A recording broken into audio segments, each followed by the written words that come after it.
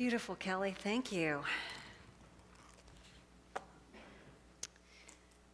Well, I made it through the week without punching anyone, so that's good. And if you don't understand that reference, you'll have to go back to last week's talk. But let's just say, don't jump out and scare me.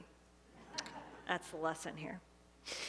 Well, we are on the final week of our Fall Faith series, Daring to Live the Empowered Life, and this week we're talking about connection. And I was reminded of a story of a woman who brings her son to see Gandhi, because she and her son had great respect for Gandhi and his teachings.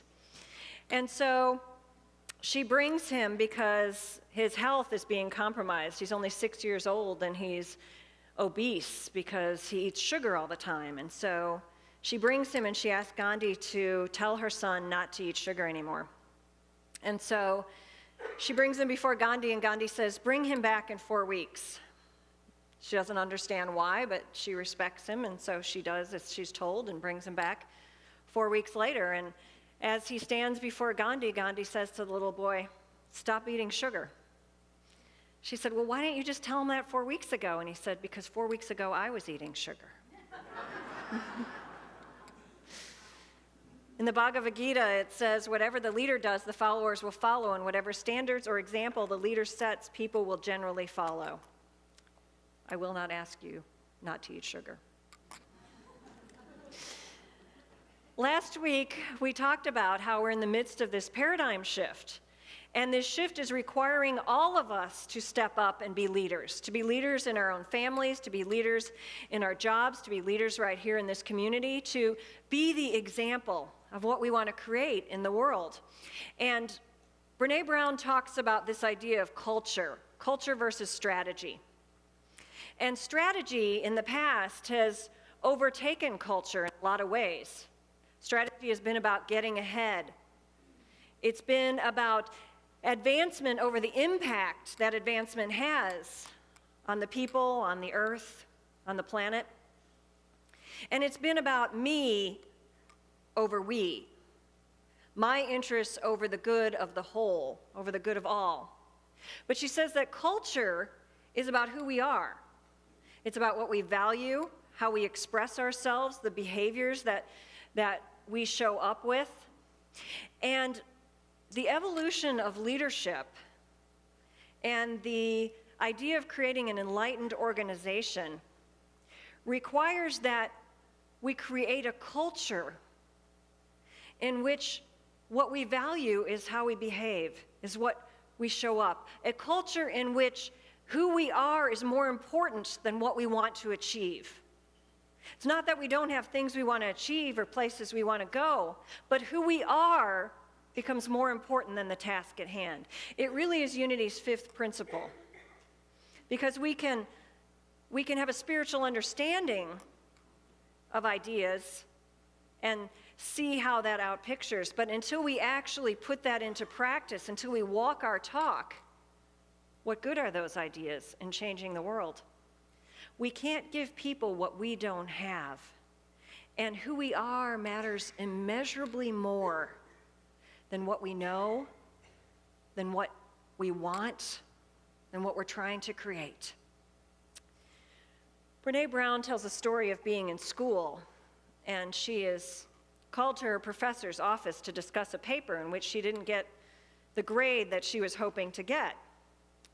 And she had built this meeting up in her mind, and she had imagined her professor sitting across from her at this big metal desk, and her coming in and discussing this paper and why she didn't get the grade that she thought she deserved. And as soon as she walked in the door, her professor got up and sat down next to her at this round table. And Brené says, in armoring up for that conversation, I had pictured her sitting behind her big metal desk and me defiantly sliding my paper across it and demanding an explanation for my grade. After she sat down next to me, I put the paper on the table, and she said, I'm so glad that you came in to talk to me about this.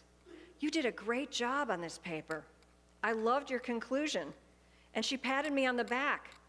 I awkwardly realized that we were on the same side of the table. Totally discombobulated, I blurted, thank you, I worked really hard on it. She nodded and said, I can tell, thank you. I took some points off, however, for your APA formatting. I'd like for you to focus on that and get it cleaned up. You could submit this for publication, and I don't want the reference formatting to hold you back.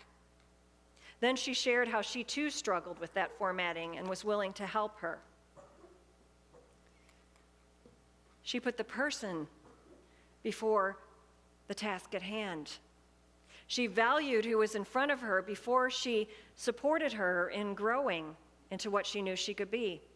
You see, our spiritual practice is about putting the person who's in front of us and making them more important than the issue that is at hand for us. So what does that look like? Well, she has a list that she shares, and I think it might be a good one for all of us to print off and keep in front of us before we have those difficult conversations with people we work with, people we're in relationship with, before we give someone feedback or share our concerns. She said she knows when she's ready to do that, when she's willing to put the problem in front of us rather than between us. She said, I know when I'm ready to listen, ask questions, and accept that I may not fully understand the issue. Then I'm ready to share. I know I'm ready when I want to acknowledge that what you do well, and that I can acknowledge what you do well instead of picking apart your mistakes. When I recognize your strengths and how you can use them to address your challenges. When I can hold you accountable without shaming you or blaming you. When I'm willing to own my part. When I can genuinely thank you for your efforts rather than criticize you for your failings. When I can talk about how resolving these challenges will lead to your growth and opportunity, and I can model the very vulnerability and openness that I expect to see from you. And as we look at our spiritual practices, it also means that we take whatever it is into prayer. Before we have that conversation, we take it into prayer and we look at what is ours to own in this situation? What is ours to do? And how can we communicate compassionately? And this does not mean that we don't hold people accountable. It doesn't mean that we don't break up with them, we don't fire them, we don't perhaps remove them from our life. What it means is we recognize that there is something we share, that there is a life force between us that we have in common, the divine underpinnings of our very being. You know, we talk a lot about seeing the Christ in one another. And I used to think that meant we should like everybody. I don't like everybody. Am I alone in that? Or? I worked with a doctor once that helped me kind of process through this. I used to be a nurse, and he was what you could say, refer to him as the animal that Jesus rode into Jerusalem with.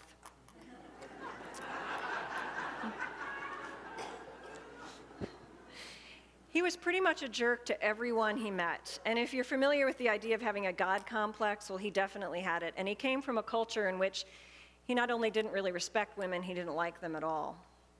So you can imagine how challenging it was to work with someone like that. He pushed every one of my buttons. And so here I am on my spiritual path, and I'm trying to put these things into practice. And I'm, hearing about seeing the Christ in everyone, and I'm thinking that means I need to like everybody. I didn't like him. So as I went along, I kind of created this little test for myself to see if I truly could get past my personality and his personality and uncover that common thread, that divine thread that we refer to as the Christ. My test became, if this man fell down in front of me and had a heart attack and his heart stopped, would I do CPR on him? As long as I could answer yes to that question, I figured that I was able to get beyond that personal stuff and recognize that there was something precious and divine about this being in front of me. I never did like him. And there were times that I had to talk to him about how he treated my staff, and times that I had to let him know when he crossed the line. But I did it in a way that held respect for the human being in front of me, despite his behavior. Mark Nepo in the book Authentic Risk says, "If you should ask, I must confess that I spent the first half of my life trying to define who I am by what made me different from others. I kept asking God and the world to shout at me the ways in which I was unique and special." We're in Unity. We like to be unique and special, don't we? Maybe we can relate a little bit. He says, "But somewhere along the way, this all inverted. Now I spend my days trying to define who I am by what I have in common with other life. Now I listen for how and where we are all enlivened by the same timeless source of energy and being. And while this confirms a common root system, it in no way means we are the same." We can take this lesson from the giant sequoias that grow up to 275 feet tall, 102 feet wide, and some of them weigh up to 2.7 million pounds. And yet their roots only go 6 to 20 feet into the ground. How does that support such a massive tree? Well, the answer to that is because they don't grow alone. They grow together in community, and their root systems come together and they support one another so that each tree can stand tall. It really is an example in nature about how we can live together. Nepo goes on to say, "In this way, we live out the paradox of both being unique and the same. For mysteriously and powerfully, when I look deep enough into you, I find me. And when you dare to hear my fear in the recesses of your heart, you recognize it as your secret that you thought no one else knew. And that unexpected wholeness that is more than each of us but common to all, that moment of unity is the atom of God. That moment in which we recognize there is something that connects us, that binds us. It's the moment we know that atom of God." We can see an example of this in the medical community. As we look through that lens, physicist Paul Galey suggests that health can be described as the cooperation between cells, and disease as the breakdown of that cooperation. A cancer cell, for example, ceases to relate to those cells around it. It begins to devour them. It begins to replicate itself at the expense of all the healthy cells around it. Mark Nepo walked through his own challenge with cancer. And what he said when he came out the other side was that he recognized that self-centeredness and self-absorption are a form of relational cancer, deadly to all of us. He says we are constantly faced with the chance and choice to cooperate or self-replicate, to deepen our exchange with others or to remove ourselves, to lean into the space between us and get our hearts and hands around what matters, or to live at the expense of those we encounter. There's an ancient story that talks about this. It takes place in Uruk, which is now somewhere in Iran. And it takes place at a time when there was only one tribe on the earth, a tribe that worked together and coexisted together. And this tribe decided to build a tower, brick by brick. It was going to be a very tall tower, so that if anyone in the tribe wandered away or got lost, they would be able to see the tower, and it would guide them home. And so they began to build, and of course, it was so tall, and not having the equipment we have today, it took a very long time, and generations passed. And as it did, the subsequent generations began to lose sight of the vision in which this tower came from. They began to lose the purpose in which it was being created. And they stopped caring about anything but getting the tower built. The tower had become so tall that it would take a single bricklayer a year to get up to the top. And one day, such a bricklayer fell as he was partway up, fell to his death. And the people came together and they mourned the brick that didn't get placed, rather than the man who had lost his life.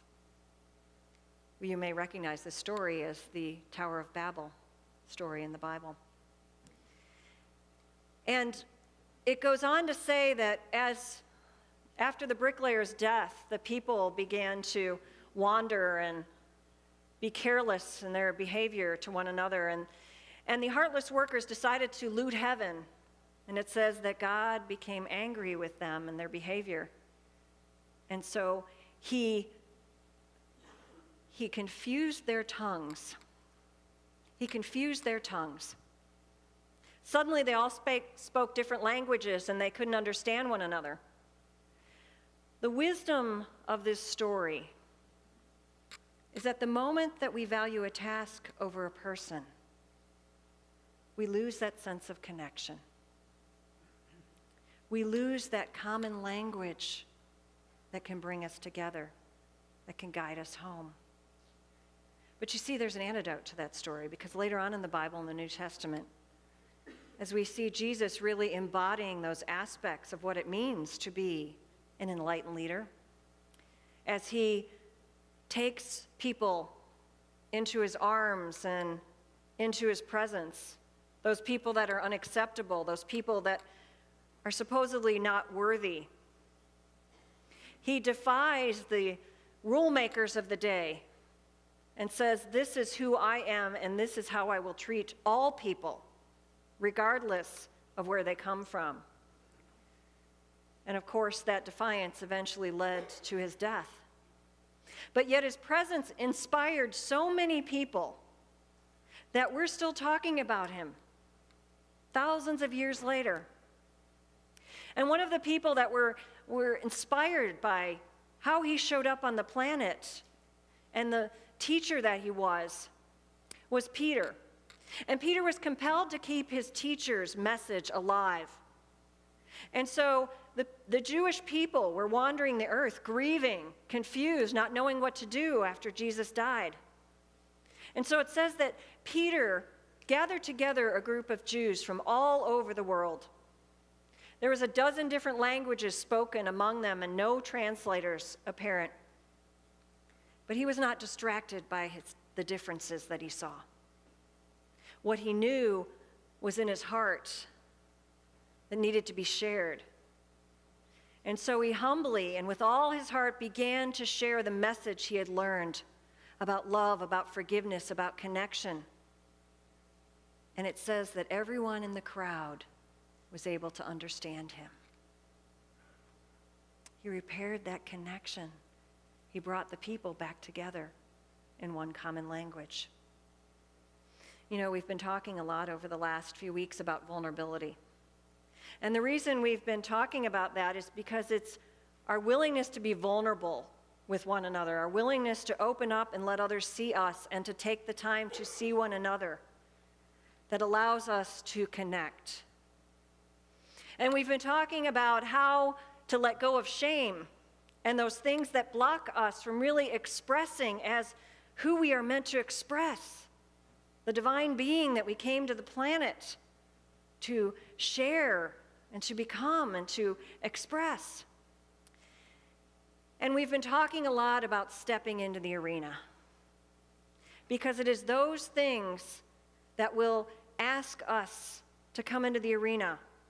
When we allow ourselves to be vulnerable, when we face our shame and not let it define us, when we put our hand on that arena door and we open it, what will make the difference is when we all walk through it together, when we all own this idea that we are leaders, that we have a part to play, that we are connected by that divine life force.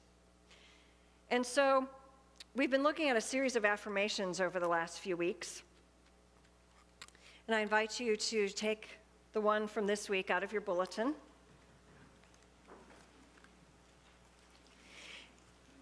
And I shared with you that as we've gone through the weeks and we've spoken these various affirmations, what they have done is painted a picture of what it looks like to live inside the arena, to believe that you're worthy to be a part of that you are ready to step up, to be a leader in your own place in the world.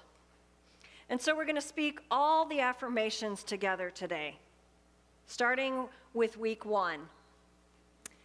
I am enough. Together. I am enough. I bravely open myself to life and love.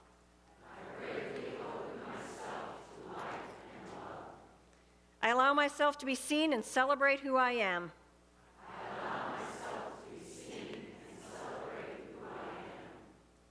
I invite every moment to reveal my good. And I am fully engaged in my life and dare to live greatly.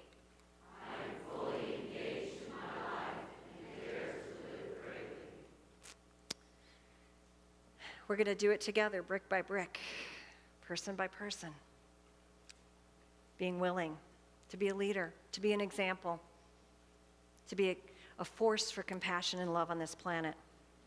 And as we've gone through these weeks, there's a song that has particularly stood out to a number of us that seemed to really speak to what we've been talking about. A song that really calls us all higher. And our beloved Jan put together a video for us that I think as you get into the experience of this, you'll see how that connection and how that working together can create something really magnificent. So I invite you to sit back and enjoy.